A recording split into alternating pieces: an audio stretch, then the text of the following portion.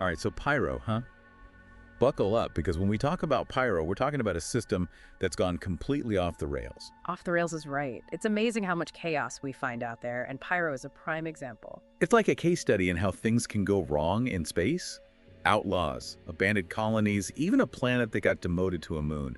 And to think, it all started with a single distress beacon. It really does show how one little signal lost in the void can end up revealing an entire system. I mean, put yourself in the shoes of that watch officer. What was his name? Raj McNamara, right. Just doing his duty aboard the roustabout, picks up something weird, and bam, he's the first one to detect what we now call Pyro. And to think, back then, in 2463, before we had the jump point tech to chase down every odd signal, that discovery was just another blip on the radar for his employers, Pyrotechnic Amalgamated. Talk about a missed opportunity, right? You can say that again. Makes you wonder how many other Pyros are out there, just hidden in plain sight because nobody's made the right jump yet. It's a big universe. It wasn't until 2493, when jump point technology really took a leap forward, that Pyrotechnic Amalgamated dug up those old reports and realized what they had. That signal from McEwen. A roadmap to a whole new system. And then, boom, corporate gold rush. Exactly. Who could resist a whole system ripe for the taking, especially with the mineral deposits they found on Pyro too? It was like striking gold, both literally and figuratively. We're talking precious metals, the kind used in everything high-tech, from starship hulls to advanced electronics, enough to make any corporation salivate. Except for that small detail. The sun. Didn't Pyro's sun have a bit of a temper tantrum problem? It's something about it being a K-type flare star, right? Huh? That's right. Imagine setting up a mining operation in a system where the sun could unleash a massive energy burst at any moment. These K-type stars are notorious for their unpredictable and powerful flares, a real danger if you're caught off guard. So how did they manage? You can't just set up shop in a cosmic microwave and hope for the best. It was a constant battle and a very expensive one. Shielding technology became the name of the game, a constant effort to outpace the volatile nature of that sun. Makes sense. But what about the UNE? They must have had something to say about a whole system being claimed, especially one as potentially dangerous as Pyro. Oh, they were definitely interested but cautious, unlike the corporations focused on short-term gain. Blogging. Exactly. The UNE saw the potential of Pyro, but also the risks. A flare star throws a lot of unknowns into the equation. They wanted to be sure. So what did they do?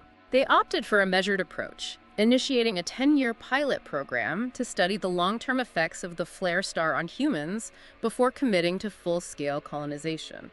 A wise move, given what we know now about radiation and those unpredictable flares. But didn't something happen during that time? I mean, Pyro isn't exactly a shining jewel of the UNE. You're right. It's almost ironic. Just as the UNE was dipping its toes into Pyro, two other systems were discovered, systems with even more potential. First Magnus, and then, of course, Terra. Talk about a tough break. Those are some heavy hitters in the system game. Exactly. Magnus with its wealth of resources, and Terra, well, Terra speaks for itself. It was the discovery everyone was waiting for. The ultimate prize. Exactly. Naturally, the UNE shifted its focus, redirecting resources to these new, more promising systems. And just like that, Pyro, with its unpredictable sun and uncertain future, took a backseat. A cosmic ghost town in the making. It's incredible how quickly fortunes can turn in space. But that's just the start of Pyro's story. Things are about to get really interesting. So last time, we left off with Pyro starting to look like yesterday's news. The UNE had set its sights on bigger and brighter stars, leaving behind a handful of corporations trying to make a quick buck in a system where the sun seemed to have a personal vendetta against them. It was a recipe for disaster. Okay, so let's break it down. We've got the dangerous sun, obviously, but what else was working against these corporations? Well, that initial gold rush, it wasn't going to last forever. The easily accessible resources were being depleted, meaning profits were shrinking, and those costly shielding upgrades, not so appealing anymore. So it was a case of, we need to spend more to make less. Basically. And then there's the human factor. With the UNE's departure, law enforcement was practically non-existent. The Wild West of space. Exactly. A breeding ground for, let's just say, entrepreneurial types who saw an opportunity in all the chaos.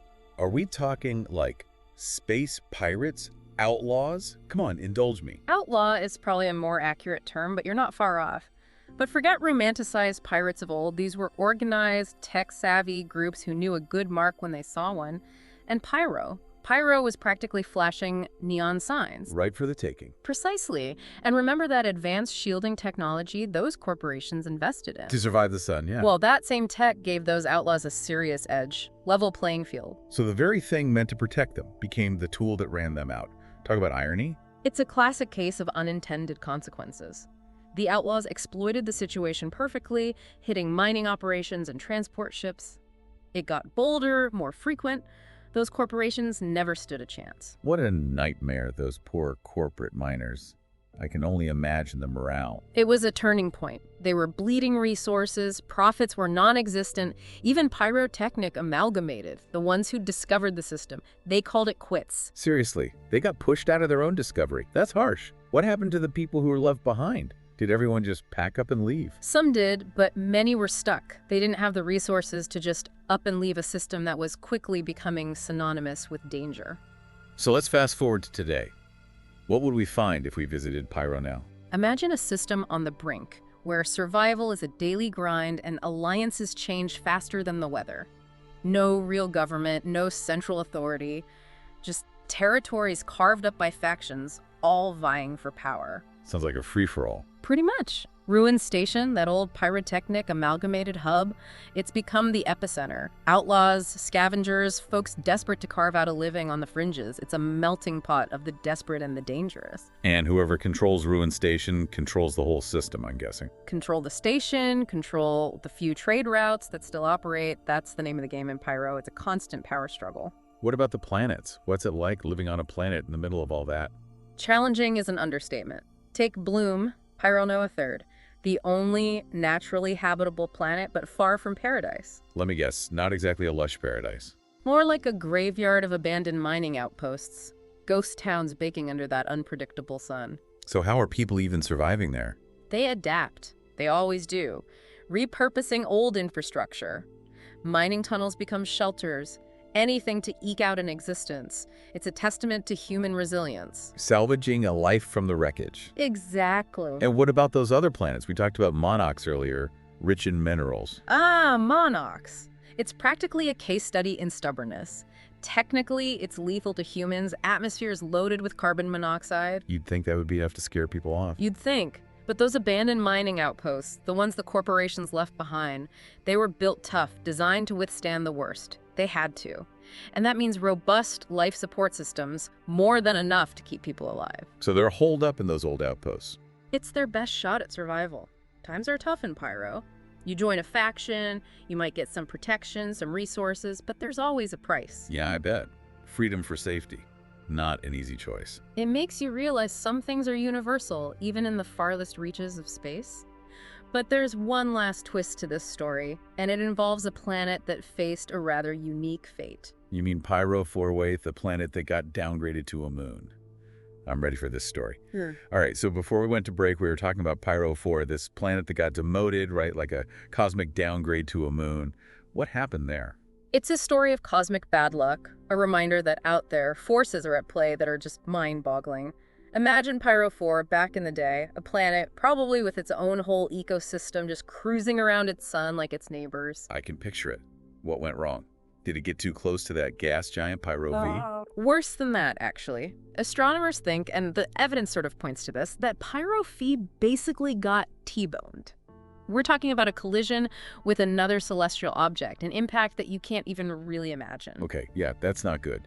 So what happened to poor Pyro V after this massive hit? Well, devastation, right? Like, this wasn't a fender bender. This was enough to knock Pyro V totally off course. Whatever atmosphere it had, gone. Surface, probably completely messed up. Not great for any planet, let alone one that was probably pretty nice before. And then, to make matters worse, that new path it was on sent it right towards that gas giant. So instead of being planet, it gets demoted to a moon.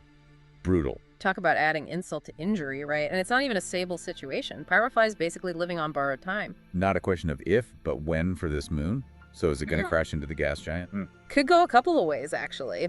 It could slam into Pyro V, which would be quite the show if anyone was around to see it. Or the gas giant's gravity could just rip it apart. Either way, not a pretty picture for Pyro V. Yeah. You know, when we talk about these big cosmic events, it's usually black holes, supernovas. But a whole planet getting demoted, it really makes you think, you know? All those stories, gone makes our problems here seem kind of small. It really puts things in perspective, doesn't it? But even with all that chaos, Pyro's story is also kind of inspiring, isn't it? I mean, people found a way to survive there. Yeah, it's a tough system full of contradictions. It's dangerous, but people are still there. Makes you wonder what the future holds for Pyro, right? Exactly. That's what makes it so fascinating.